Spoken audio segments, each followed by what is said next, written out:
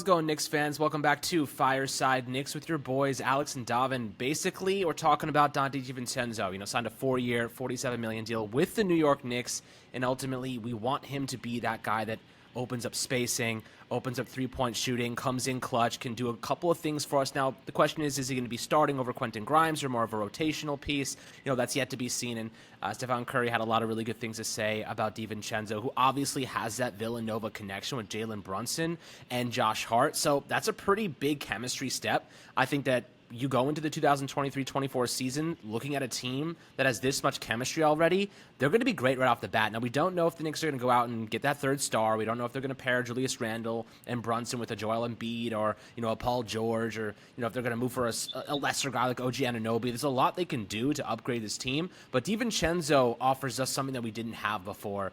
Now, Davin, what are you thinking about DiVincenzo? And before we dive into him, how you do today, my friend? I'm doing fantastic, man. Thank you so much for asking. And you made a fantastic point as well. You were mentioning how him starting over Quentin Grimes or not starting over Quentin Grimes.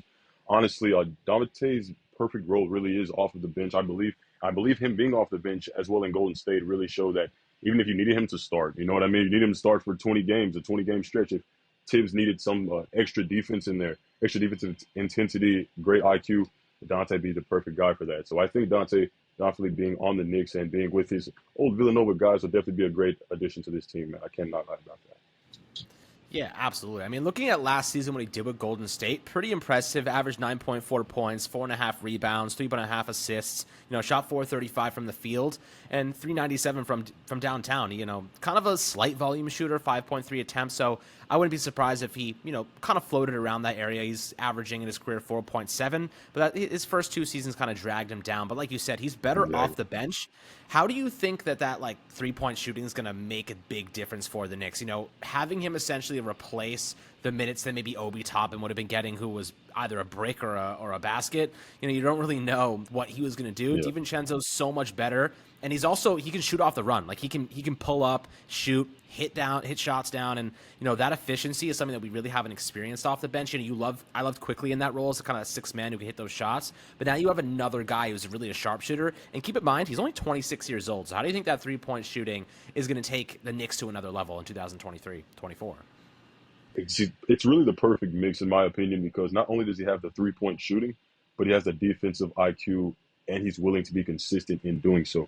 In a former piece I wrote for Empire Sports here, I was realizing that as I was writing, reading about Evan Fournier was really telling to me that the fact that this guy is, as the ego that he had, nothing against that, but at the same time, you have to be willing, and Donte is more than willing. Donte is willing, he's going to give you, and he has career best in Golden State where he's dropped 22, 21 points. He can give you a 20 point a game, not if he has to.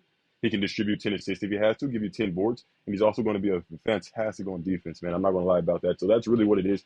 3-and-D for the New York Knicks is going to be crucial this year, and I think people were complaining Evan Fournier wasn't getting enough minutes in the playoffs simply for the fact that he wasn't able to play defense, and that's what Thibodeau was trying to stress.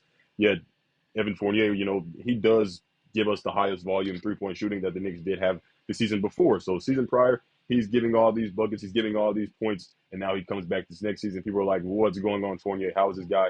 I mean, we could use a 3 right now. I do believe the Knicks had a historical low 3-point shooting in this playoffs this past season. So, this is definitely another area that Donte is going to be a very much of a prophet in. So I'm looking forward to that. Yeah, I think that point you just made probably sums up why the Knicks went and got Donte DiVincenzo. And, Ryan and I had been writing about this and talking about this weeks ago before they even signed him. We were like, Donte DiVincenzo makes so much sense. Josh Hart came out and was like, I'm talking to Donte.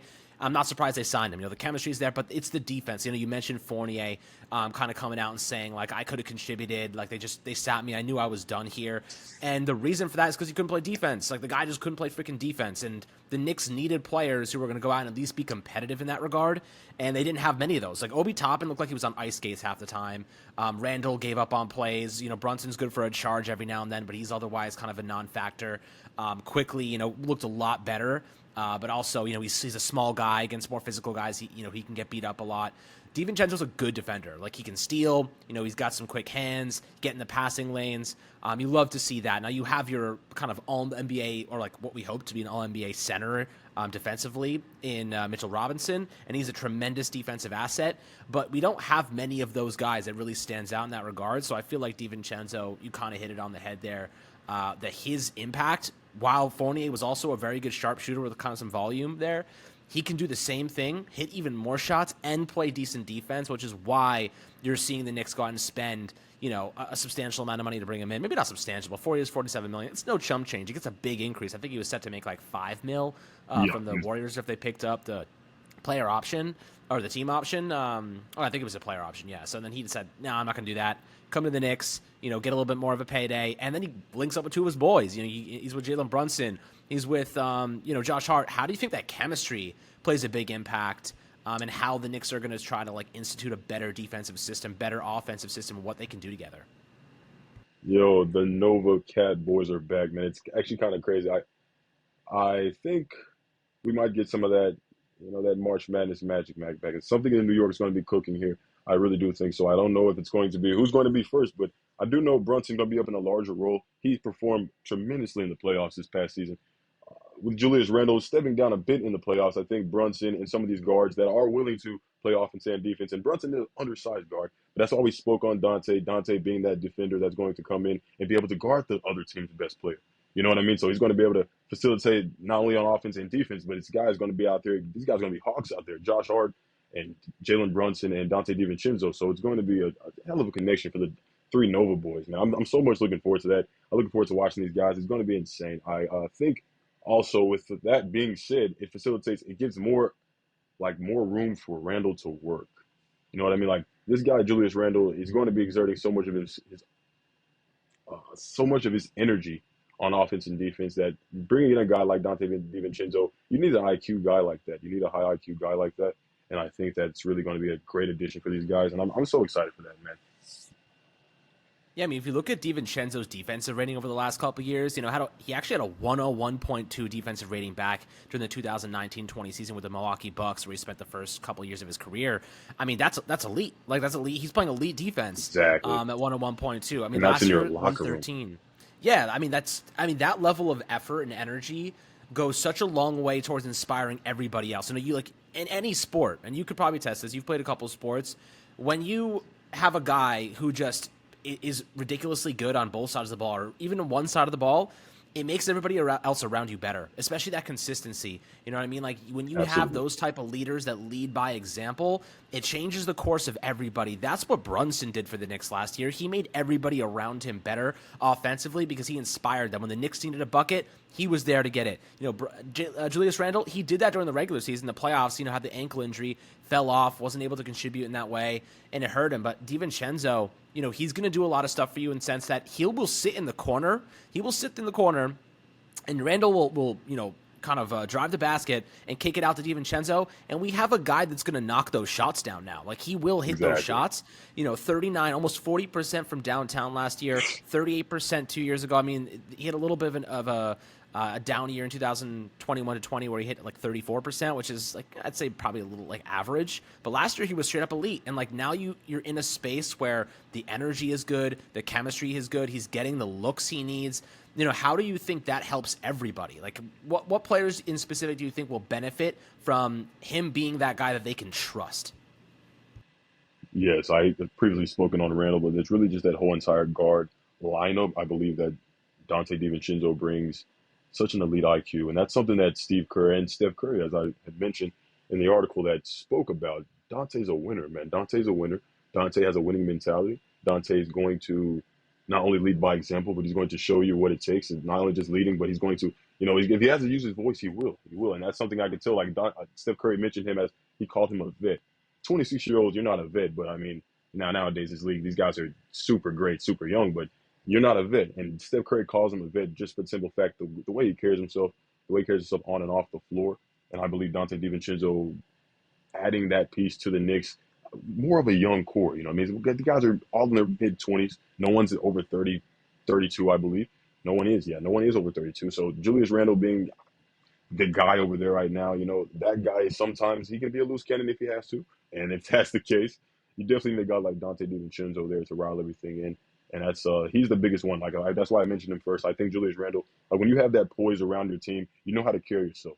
You know what I mean? Someone's there to rile you back. It's not going to be some 20-year-old kid while you're 27, 28. You're not going to have that guy talking to you like, what's this guy talking to? But you have a Donte DiVincenzo, a guy that played for a organization like the Warriors.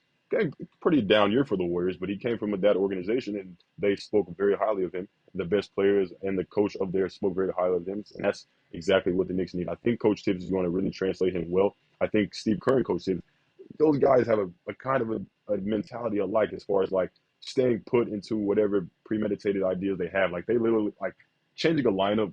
For example, the Evan Fournier situation. Back to that, his frustrations on why they don't change the lineup. Like Tibbs isn't changing his lineup, man. That's it. Whatever it is, that's what it is. And he goes in with that mentality, and a lot like Steve Kerr goes in with the mentality. There's been a lot of time throughout the season. We all watch a lot of Warriors games. They're going in. You're like, why don't these guys switch this up? He's not changing it, man. He went in with what it is, and Steve Kerr's keeping it that way. And I think Coach Tibbs is going to be really good with Donte DiVincenzo. I really do. Yeah, and I think one of the more interesting points that you made is that Donte DiVincenzo is going to ground the erratic style of Randall and other players on this team. Brunson's a grounding kind of mentality. He brings everybody back to earth because he slows the game down when the pace gets all out of whack. You see sometimes Randall's trying to push the floor. He's trying to dribble, turnover, points given up. He misses a shot, points the other way. You see sometimes the Knicks go on these stretches where things get out of hand quickly, and that's been a really big problem for them in the past because Randall is very erratic in that sense. Like either he's on or he can't hit for his life. So in the turnovers, sometimes he dribbles too much. Now you have a guy in Brunson that's going to kind of anchor you. When those small runs do happen, he can drag you out of that. He can slow it down. He can pause that momentum because he can hit a clutch shot. DiVincenzo's a similar kind of mentality there. Like he is a good defender. He'll make a play. He'll get in the passing lanes. He'll disrupt flow, and he'll give you the momentum back. And like those big shots, that high efficiency, that high effort, the work ethic there is something that we've talked about in the past. It is very significant. And Steph Curry said he knows how to play the game. You can tell. He won at the highest level in college, and the Knicks got a good one. You tell me. It seems to me like the Knicks got a player who's going to bring the energy, play the defense, do a lot of that good stuff that sometimes they get away from. Having those grounding factors, especially coming off the bench, is a luxury, in my opinion. What are your thoughts on that? Just having those couple players that bring you back down to life, bring you back down to earth, and put your feet in the ground, and remember your roots, especially when you're going through a tough stretch there, especially in the postseason when things get crazy. He's going to be fantastic for that, man. And that was a brilliant point you made as well as far as how he'll help Brunson. Brunson's, as I spoke before, he's undersized, but he's a monster, man. The guy is going to be a beast on the offensive end. He's going to be very much motivated on the defensive end. But even with that, you can't, God doesn't teach 7 feet, whatever the case may be. You're not going to give a guy that's going to be 6'8", 6'5", 6'6", even on Jalen Brunson. But the guy that Donte DiVincenzo, that's what his minutes are for. While Brunson can go out there and put up 35 if he has to at that point in time. He won't be too tired, too worn out. And that's something that very much will keep these guys balanced emotionally, keep these guys balanced mature-wise, because I think that, like you said, as good as Brunson is, as great as he is, you need someone like that on defense. You need someone else like that on the defensive side of the ball. And I keep speaking on defense because it's such a big deal to me. I understand that is the case for Tibbs as well. But I understand this Knicks culture, what they're trying to do here, man, it's different. It's definitely different. They're trying to set themselves apart. The guys, like a guy like Derrick Rose, you're thinking, hey, how is he not getting playing time? How's a guy like Evan Fournier not getting playing time? Tibbs is set in his ways, and that's what it is. And he's bringing in guys that are going to ingratiate that culture even more, and that's what makes this all so exciting. And that's what makes Donte, it makes the team even better. So it's such an exciting time to be a Knicks fan. It really is, man. It absolutely is, my friends. I'd love your perspectives below in the YouTube comments on Donte DiVincenzo, what you think he brings to this team. Appreciate you guys for tuning in to another Fireside Knicks episode. Make sure to like and subscribe as always, and we'll catch you guys on the next one.